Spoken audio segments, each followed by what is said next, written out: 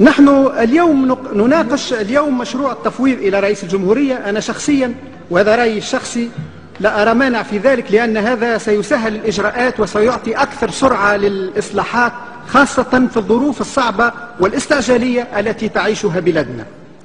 لكن أتساءل، ماذا سيكون دور مجلس النواب؟ ما هي شرعية مجلس النواب الآن؟ كلنا نعرف الطريقة التي انتخب بها هذا المجلس والمجالس السابقة كذلك. هذا أمر لا يخفى على أحد. ثم أن هذه الثورة العظيمة أعطت شرعية جديدة.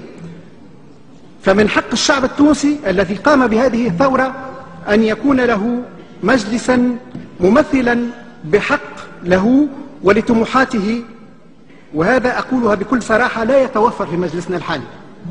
لهذا أنا أطالب بحل هذا المجلس في أقرب وقت ممكن، استجابة لمطالب شعبنا ووفاء له.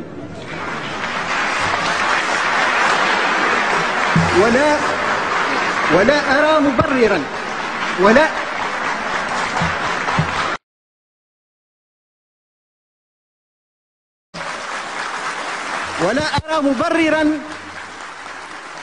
أرى مبررا بأن الدولة تتحمل مصاريف المنحة التي تنفقها علينا. التساؤل الثاني، هل سيعمل رئيس الجمهورية والحكومة المؤقتة دون أي رقابة؟ أنا أعتقد أنه لا بد من فرامل ولا بد من هيكل مراقبة حتى نتجنب التجاوزات والأخطاء، وكذلك لنطمئن الشعب، لأن الشعب كل صراحة نقولوها لا يزال خائفا من التجربة الأليمة. هذا الغول الذي عشناه مدة 23 سنة، الشعب خايف لنرجع لنفس الحالة. لهذا أنا أطالب بالإسراع في تكوين مجلس تأسيسي في أسرع الأوقات، يكون ممثل لكل الشرائح وكل الجهات والألوان السياسية.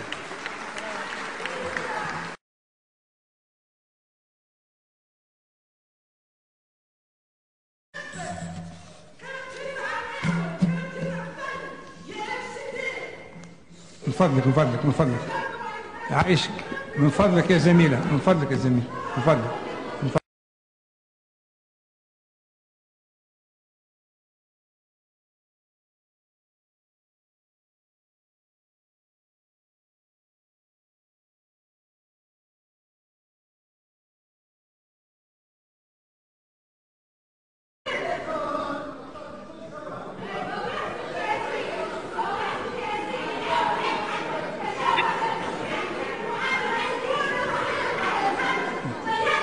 يعيشك.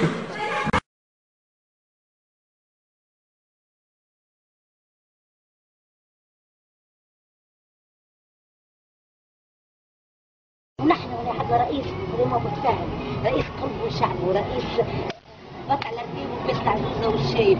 قعدت أنا أتذكر عندي في نيماش وموقف سكولير، قعدت قايم كبير في قصر يسكت في صغير يبكي خايف 5 سنة أولى يحب يروح للدار. مش نرشحه ولا نمدحه.